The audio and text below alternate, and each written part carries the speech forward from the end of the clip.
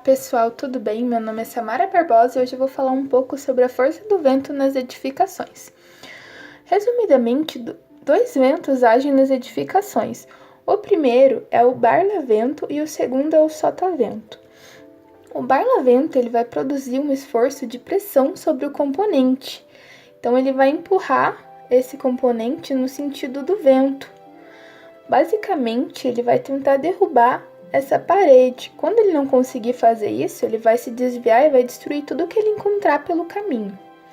O vento de sucção vai produzir um esforço, o sotavento vai produzir um esforço de sucção sobre o componente, puxando na direção e sentido do vento. A norma brasileira que trata sobre a força do vento nas edificações, ela é a NBR 6123. Ela estabelece condições que devem ser consideradas para o correto dimensionamento das estruturas.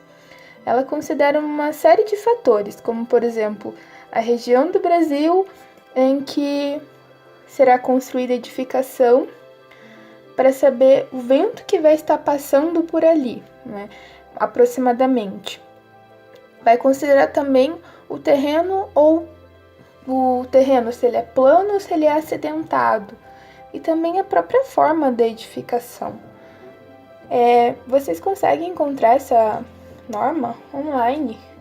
E para calcular a força do vento nas edificações, ela é totalmente útil. Sem ela, na verdade, vocês não vão conseguir calcular nada. Tem tudo explicadinho na norma, bem passo a passo. Que inclusive eu resumi eles para vocês, explicando cada item. Dividi eles em 9 itens, 9 passos. O primeiro passo é a velocidade básica do vento, o V0, que vocês vão encontrar na página 5 da norma. É esse mapa aqui. Nesse item, a gente vai observar o mapa de isopletas.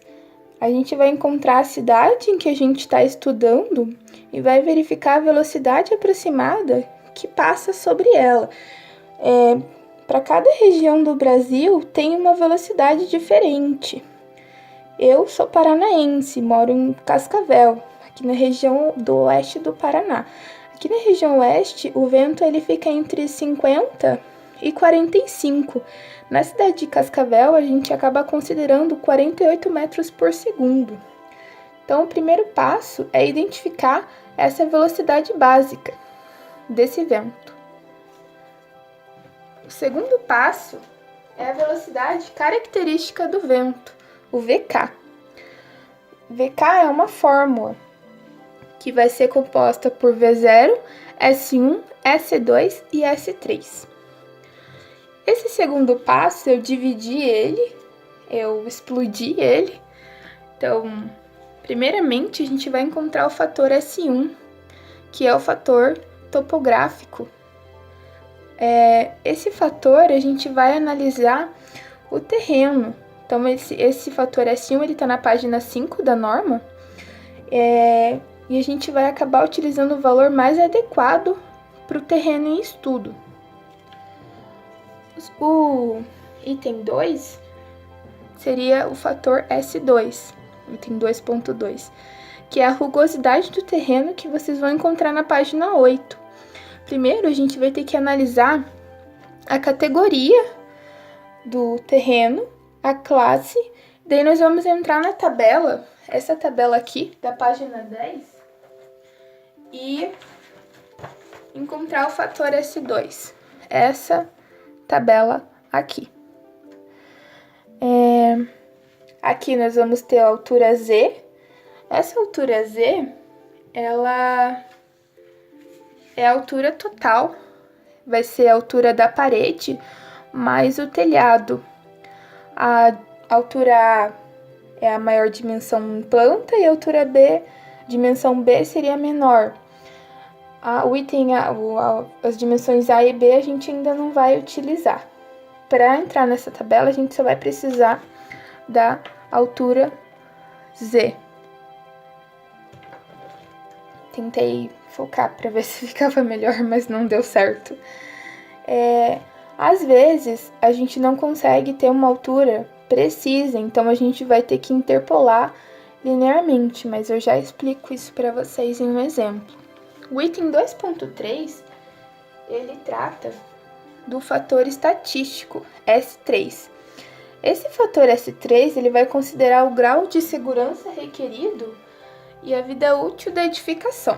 Esse fator S3, ele está, na verdade, aqui no finalzinho da página, onde está a tabela do fator S2. Então, ele também está na página 10 da norma. Tem 5 grupos. Deixa eu tentar focar aqui. Não vai dar. Desculpa, pessoal. Tem 5 grupos. E para cada grupo vai ter uma descrição e o fator S3 que você vai ter que utilizar. Depois que você encontrar todos esses itens, você vai jogar de novo na fórmula e vai calcular o VK. O resultado vai sair em metros por segundo. O quarto passo é a pressão dinâmica do vento. Pressão dinâmica do vento é também uma fórmula que vocês vão encontrar na norma, que vai ser 0,613 vezes VK ao quadrado. Com isso, vocês vão ter a pressão dinâmica que vai estar agindo na sua edificação, o vento na sua edificação. O quinto passo são os coeficientes de pressão interna. Esses índices são definidos pela relação entre a área da abertura e a área total. Então, as janelas, portas e a sua área total da edificação. Ó, exemplos de CPI. Quando eu tiver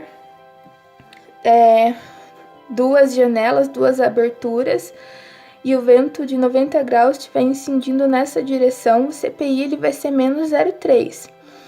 Quando for 0 graus, também com 2 aberturas, mas ele estiver incidindo assim, nessa direção, o CPI vai ser 0,2. E aqui é quando tem as 4 faces permeáveis, igualmente permeáveis. Daí o CPI ele vai ser ou 0,3 ou 0,0. Quando acontece isso, de ter as 4 faces igualmente permeáveis, a gente tem que calcular todos os casos e ver quais são os mais críticos. O sexto passo é encontrar o coeficiente de pressão externa, que é o coeficiente da parede. E daí, depois que você chegar nesse passo, você vai ter que entrar na norma, na página 14. Daí você vai ter que primeiro encontrar a altura relativa da sua edificação. Essa altura relativa vai ser H sobre B. Depois que você tiver essa altura relativa, você vem aqui com a relação A sobre B e vai ver qual linha você vai estar entrando para encontrar os valores de A1, B1, A2, B2, A3, B3, esses valores aqui. Ó, eu acho que aqui dá para ver melhor. E a altura aqui do lado, que tem também na norma, aqui não tá dando para ver direito, mas quando vocês estiverem estudando e vocês tiverem a apostila, a norma, vocês vão conseguir ver melhor. Aqui vai ser a metade, e esse valor aqui vai ser B sobre 3 ou A sobre 4. Daí você vai ter que usar o maior dos dois valores, porém ele vai ter que ser menor que 2H. Para o vento a 0 graus, como tá aqui, o A3 e o B3, a gente vai ter que olhar nas notas, que elas estão aqui embaixo. Porque esses valores, eles não estão aqui na tabela. Aí tem pro vento a 90 graus. Pro vento a 90 graus, os valores estão todos aqui na tabela. Você só vai ter que jogar aqui na sua plantinha. O sétimo passo é encontrar o coeficiente de pressão externa do telhado. Esse coeficiente de pressão externa ele também vai estar numa tabela que vocês vão estar conseguindo entrar pelo seu ângulo e pela relação da sua altura, da sua parede somente, esse H aqui é só a altura da parede, dividido pela sua base, pelo seu valor da menor dimensão da sua edificação. Vocês vão estar entrando nessa tabela aqui. Ela está na página 15 da norma. Depois que você encontrar todos esses valores, você vai calcular o coeficiente de pressão final, que vai ser a diferença do coeficiente de pressão externa menos o coeficiente de pressão interna. Você vai ter que analisar e fazer as continhas, montar os pórticos. Depois que você tiver esses valores, você vai calcular o carregamento final, a sua carga linear em cada pórtico. Sua carga final, seu carregamento final, ele é dado pelo valor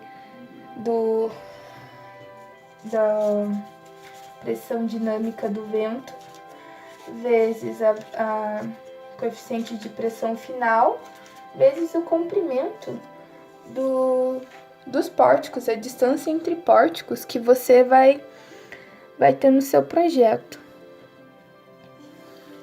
Agora eu vou fazer um exemplo bem rápido com você.